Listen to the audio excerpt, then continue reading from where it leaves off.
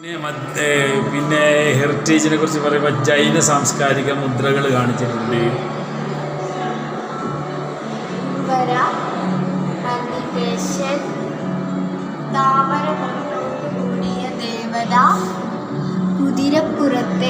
അങ്ങനെ പലതുണ്ട്. പിന്നെ ഇവിടുത്തെ പഴയ രാജവംശത്തിനെ കുറിച്ച് പറഞ്ഞിട്ടുണ്ട്. കുടുംബിയിൽ വംശം, വേട രാജവംശം, അത് BC 3-ാം നൂറ്റാണ്ടിലൊക്കെ ഉള്ള ഒരു രാജവംശം. പിന്നെ ഇവിടുത്തെ മുസ്ലിം കൾച്ചർ എങ്ങനെ വന്നു എന്നുള്ളതിനെ കുറിച്ചിട്ട് പ്രധാനമായിട്ട് വന്നത് മാനന്തവാടീൻ്റെ ഭാഗത്തും വെള്ളമുണ്ട, കോറോം പള്ളിയൊക്കെ പറഞ്ഞിട്ടുണ്ട്. പഴശ്ശിരാജനെ കുറിച്ചിട്ട് പറഞ്ഞിട്ടുണ്ട്. അതുപോലെ ടിപ്പു സുൽത്താനെ കുറിച്ച് പറഞ്ഞിട്ടുണ്ട്.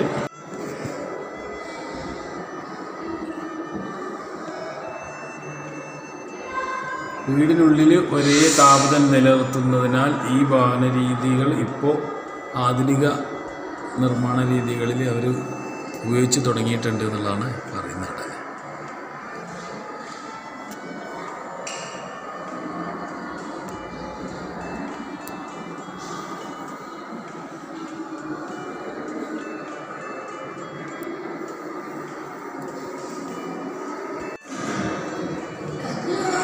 വയനാട്ടിലെ വീടുകൾ ഉണ്ടാക്കുന്ന രീതികൾ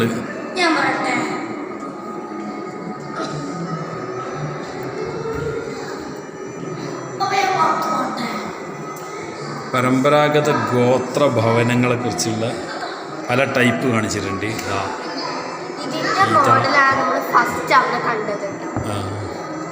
വീടുണ്ടാക്കുന്ന വിധം, ഇത് കുറിച്ചിര പരമ്പരാഗത വീടുകളും മോഡലുകൾ. വീടിന് ഉപയോഗിച്ചിരുന്ന സാധനങ്ങൾ, വീടുണ്ടാക്കാൻ കാര്യങ്ങൾ വിശദമായിട്ട് പറഞ്ഞിട്ടുണ്ട്. കുഴച്ച മണ്ണ്, മുള, പിന്നെ അത് ഉറക്കാൻ എന്തൊക്കെ ചേർക്കുന്നു, ഇലയുടെ ചാറുകൾ, കരി ഒക്കെ കൂടി ചേർത്ത് നല്ല സ്ട്രോങ് ആക്കുന്നു. പിന്നെ അതിനകത്ത് നല്ല തണുപ്പുള്ള ക്ലൈമറ്റ് നമുക്ക് നല്ലൊരു വീട്ടിനകത്ത് നല്ല അന്തരീക്ഷം നൽകുന്ന കാര്യങ്ങളൊക്കെ പറയുന്നത് ഇങ്ങനെ കണ്ടുപോകാം. ഇവിടെ പണ്ട് സ്വർണ്ണം ഉണ്ടെന്ന് പറഞ്ഞാണ്ട് ഗോൾഡ് റഷ് നടത്തിയത്, സ്വർണ്ണ നിക്ഷേപം തേടി സായിപ്പുമാർ ഇവിടെ എക്സ്പ്ലോറേഷൻ നടത്തിയതിൻ്റെ കഥകൾ.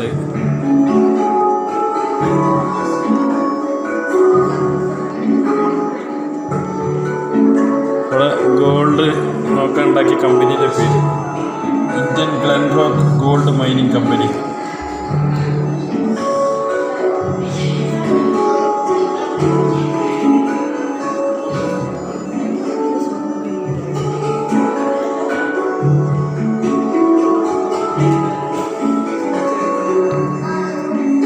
ബ്രിട്ടീഷുകാരെ കാലത്ത് ചമ്പ്ര എന്ന് പറഞ്ഞ മലയുടെ മുകളിൽ ടെന്നീസ് കോർട്ട് ഉണ്ടായിരുന്നു. അത്ര അതിൻ്റെ ഒരു പൊസിഷൻ കാണിച്ചിട്ടുണ്ട്. വയനാട് ആദ്യമായിട്ട് മറ്റ് കേരളത്തിൻ്റെ സമതല പ്രദേശത്തു നിന്നും മറ്റ് ഭാഗങ്ങളിൽ തിരുവിതാംകൂറിൽ നിന്നൊക്കെ കുടിയേറ്റം നടത്തിയതിൻ്റെ ചരിത്രം പറയുന്നുണ്ട്. പിന്നെ ഒരു ദാരുശില്പം, മരത്തിലുണ്ടാക്കിയ ശില്പം, ഇത് മനോഹരമാണ്. ഇതിൽ പഴയ 4 കെട്ടും 8 കെട്ട് എന്നൊക്കെ പറയുന്ന കാര്യമെല്ലാം കാണിച്ചിട്ടുണ്ട്. മരം കൊണ്ടുണ്ടാക്കിയ ഇതിൻ്റെ മാതൃകകൾ.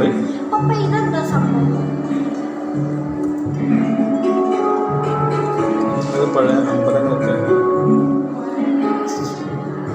ഉണ്ടാക്കിയിരുന്ന രീതി, 4 കെട്ട് 8 കെട്ട്.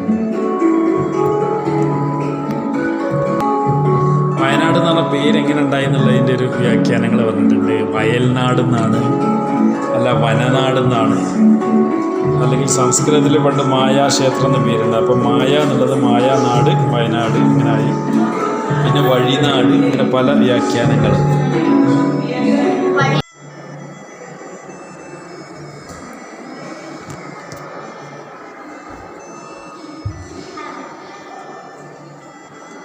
കക്കോട്ട കുറിച്ചത്തറവാട് എന്നാണ് ഈ ചിത്രത്തിനെ പറ്റി പറഞ്ഞിട്ടുള്ളത്. അവിടെ ദൈവപുര എന്നൊരു ഒരു സംഗതിയുണ്ട്. അത് ഒരു ദൈവിക ആരാധന നടത്താനായിട്ട് അതിൻ്റെ സൈഡിൽ വേറൊരു വീടുണ്ടായിരിക്കുന്നത്. ദൈവപുരകളാണ് ഇതിൽ പറഞ്ഞിട്ടുള്ളത്. അടിയരുടെ ദൈവത്തറ, കുറിച്യരുടേത് കേളമ്പിൽ തെയ്യം ചൊല്ലി കുറിച്ചിര ദൈവപ്പുര വേറൊന്ന് കുടുംബം എന്ന സ്ഥലം. അപ്പോൾ ഇവിടെ കേരളത്തിലെ 23 തരം നെല്ലുകളാണ് പ്രതിഷ്ഠിച്ചിട്ടുള്ളത് കേട്ടോ. നെല്ലിൻ്റെ വിത്തുകൾ വസുമതി, ചമ്പകം, മണ്ണുകളിയൻ, വെളുപ്പാല ഒരുപാടുണ്ട്.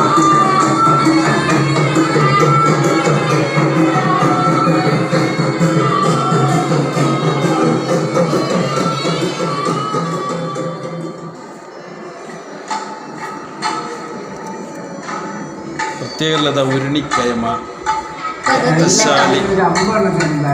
രക്തശാലി, കുങ്കുമശാലി, ഉള്ളംകയമ, അതൊക്കെ പേര് കുറേ കാര്യങ്ങൾ പ്രദർശിപ്പിച്ചിട്ടുണ്ട്. അമ്പും വില്ലും ഉപയോഗിച്ചിരുന്ന അമ്പും വില്ലും ഇതാ. പണ്ട് കാലത്ത് മൃഗങ്ങളെ വേട്ടയാടാൻ വേണ്ടി ഉപയോഗിച്ചിരുന്ന ആയുധങ്ങളാണ്. അത് ആവനാഴി, അമ്പ് എടുത്തു വെക്കുന്നത്.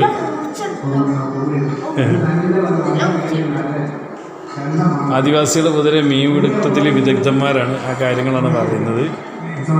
രാത്രി കാലത്ത് വെളിച്ചം കാണിച്ച് ആകർഷിച്ച് കത്തി കൊണ്ട് വെട്ടിപ്പിടിക്കും. വലിയ സ്ത്രീകൾ പുഴയിൽ നിന്ന് കൈകൊണ്ട് മീൻ തപ്പിപ്പിടിക്കും എന്നൊക്കെ പറയുന്നത്.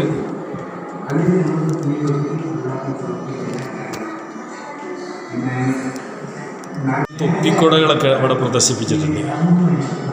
ഇതാ മഴയും വെയിലും കൊള്ളാതെ അവർ പുറത്ത് തൂക്കുന്നതാണ്. ഇത് തലയിൽ വെക്കുന്നത്. ഇത് വിത്ത് സൂക്ഷിക്കുന്ന സംവിധാനങ്ങളെക്കുറിച്ച് ഇവിടെ പറഞ്ഞിട്ടുണ്ട്. എങ്ങനെയൊക്കെ വിത്ത് സൂക്ഷിച്ചിരുന്നു. നാടൻ വൈദ്യം വളരെ പ്രശസ്തമാണ്. അതിനെക്കുറിച്ചുള്ള കാര്യങ്ങൾ കുറേ ഇവിടെ പറയുന്നുണ്ട്. വൈദ്യപരമായ ആവശ്യത്തിന് ഇവർ ഉപയോഗിച്ചിരുന്ന വയനാട്ടിലെ തനത് ഗോത്രവിഭാഗങ്ങൾ ഉപയോഗിച്ചിരുന്ന എന്തൊക്കെയാണ് ധാതുക്കൾ, ജന്തുജന്യ ഔഷധങ്ങളും സസ്യങ്ങൾ കൂടാതെ ഉപയോഗിച്ചിരുന്നു എന്നുള്ള കാര്യങ്ങൾ വിശദീകരിക്കുന്നുണ്ട്. ഇനി ഉപയോഗിച്ചിരുന്നത് മേന്തോന്നി ഉപയോഗിച്ചിരുന്നു, കാട്ടുമഞ്ഞൾ, അണലിവേഗം പോലുള്ള മരങ്ങൾ ചെടികൾ ഉപയോഗിച്ചിരുന്നതിൻ്റെ കാര്യം പറയുന്നുണ്ട്. മേന്തോന്നി ഒരു കൊടും വിഷമുള്ള ചെടിയാണ്.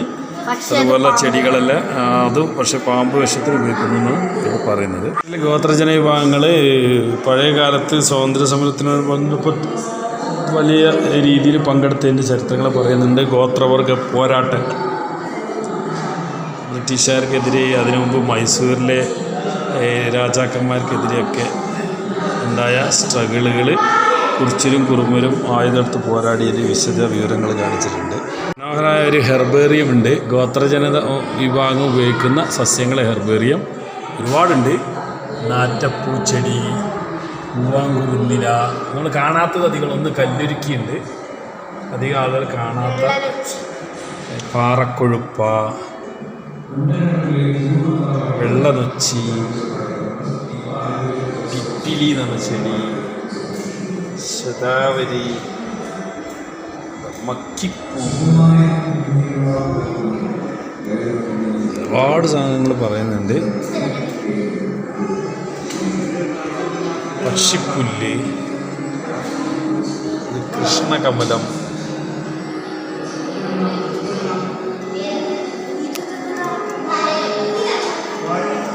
പിന്നെ കൃഷ്ണകമലം, നീലക്കൊടുവേലി, ഒരുപാടുണ്ട്. ഈ വിത്തുകൾ കാണിച്ചിട്ടുണ്ട്. ഇടംപിരി, വലംപിരി, കഴഞ്ചിക്കുരു, തേറ്റാമ്പരൽ, കുന്തിരിക്കം. വയനാട്ടിൽ മരങ്ങളിൽ നിന്ന് എടുക്കുന്നുണ്ട്. കുന്തിരിക്കം, വിരാൽ അരി, തിപ്പലി എല്ലാം കാണിച്ചിട്ടുണ്ട്.